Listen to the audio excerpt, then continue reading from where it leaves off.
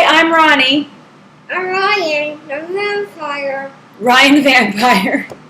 And we are here today to give you a tip on our Green Light Bites video. We're not cooking today, and we want to apologize for our lack of videos recently. We shoot for one a week, but with my schedule, it's been a little tough, and we just got back from The beach!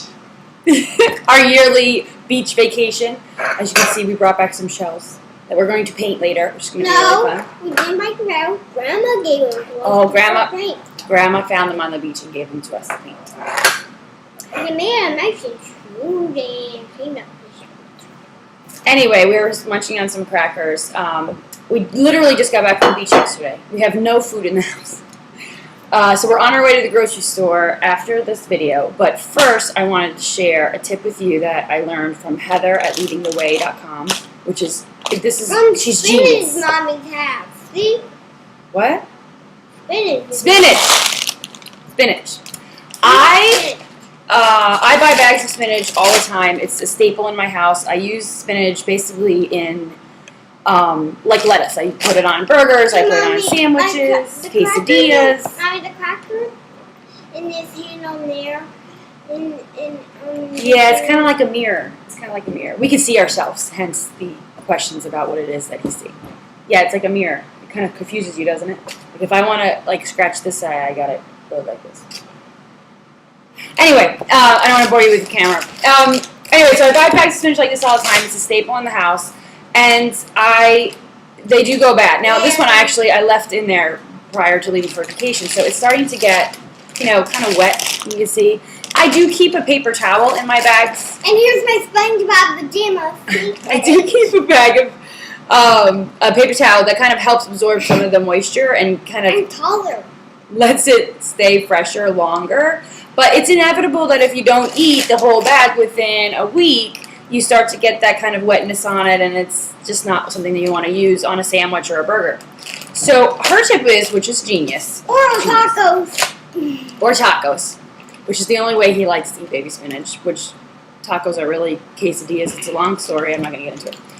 Take a classic freezer bag and basically transfer your spinach to that bag, and you're going to put it in the freezer. It's really cold. It's going to get really cold, and we're going to come back later and show you what happens to it. But this is a great way. This is a great way not to throw. You've thrown out like tons of bags of spinach, because honestly, I will confess, I have thrown out where I just forgot it was in there, or I just didn't have time to cook with it, or whatever. So put it in a freezer bag, just like that. We're going to put it in the freezer, and we're going to come back after our grocery store trip to show you the end result, and then give you some tips on how to use your frozen spinach, right? How to use your leg to put on the table. Not how to use your leg to put on the table. All right, we'll be back after our grocery trip. See you in a bit, guys. Hi, guys, we're back. We just got back from groceries. Well, not just. We've been putting groceries away for quite a while, and I cooked a cabbage salad. I cannot wait to share this recipe with you, but it's going to take me a little while. But anyway, we are back to show you what our frozen spinach looks like. Ready? There it is. It's frozen. Looks just like it was before it was frozen. Now, here's the cool part. You can leave it like this if you wanted to, but we find, and I think actually even Heather said this too, you can now crumple it just by squeezing the bag. You want to crumple? I'm a crumbler.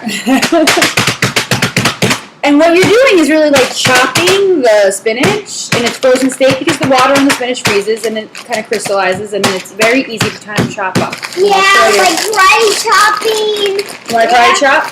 Yeah, like karate chopping, like this. Chop. Yeah. Awesome. Like that. All right, so now I'm going to put this back in the freezer for karate. Oh yeah, he does taekwondo now. You don't want to be to me because I go to karate. Anyway, here's what it looks like. It's cold on my hand. It's frozen, of course. It's cold. Do you want to touch it? It's freezing cold. Put it back. Put it back in. Put it back in. Oh, now it's sticking to me. Oh, it's a mess. I shouldn't have showed it to you. Anyway, we're gonna put it back in the freezer this way. All right. And then I can easily take out, take out the frozen spinach and add it to recipes like chili. I probably have hard chop. What else can we use our frozen spinach for now? I can put it on my palm. It might taste good. You think? You want to try it? Okay. I'll put a piece on your palm. You want a small piece or a big piece? A small. But I don't like this one. It's good. Spinach and plums. Good.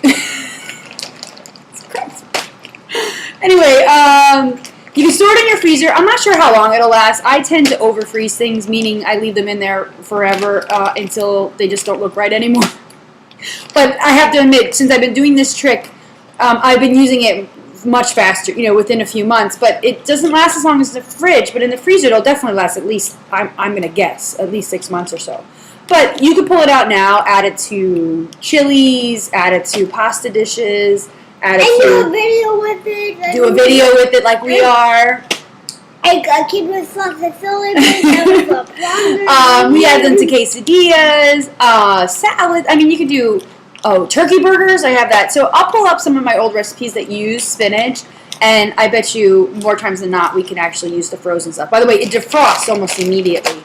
I don't want your palm right now. So I'm gonna put it back in the freezer to refreeze. Now I also do this trick with bananas. Now here's another trick. And a hot dog. No, that's a banana. That's a banana. Ow! When your bananas get really brown and you don't really have time to use them in a recipe or banana bread, or I make my banana pancakes all the time with them, but sometimes I have more than I can use when they turn brown.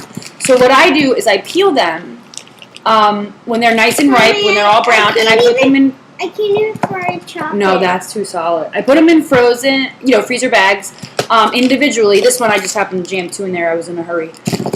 And then I can pull these out anytime. I could pop them in the microwave for a few seconds and they'll defrost really fast. Or just leave them on the counter until I'm ready to use them. I want to hold one. But again, it's a simple way not to... Can I hold that one? Not to throw... You want to hold it like open and hold it? You can feel it. It's a simple... Yeah, don't leave it in there. Leave it in there. It's a simple way to salvage some of the produce that you normally throw away when it's getting too ripe. I mean, I could see this. I haven't tried it yet, but do it with hot dogs. you could probably do it with tomatoes, like chop them up and then put them in a freezer bag. You can, and you can even do it with hot dogs if they're burnt. Well, I like burnt hot dogs. He doesn't like burnt hot dogs. But if so anyway, we just wanted to share this tip this week. My hot dog is burnt. Just refrozen in the refrigerator. You can definitely do it with blueberries and strawberries, of course, and then make smoothies out of them. So don't throw away your aging produce. Take a good old freezer bag, throw it in the freezer, and you get much more use out of things and save some money in the process. Good job, buddy. All right, we're gonna go finish our sensational Sunday and punch a plum. So we'll see you soon. Bye.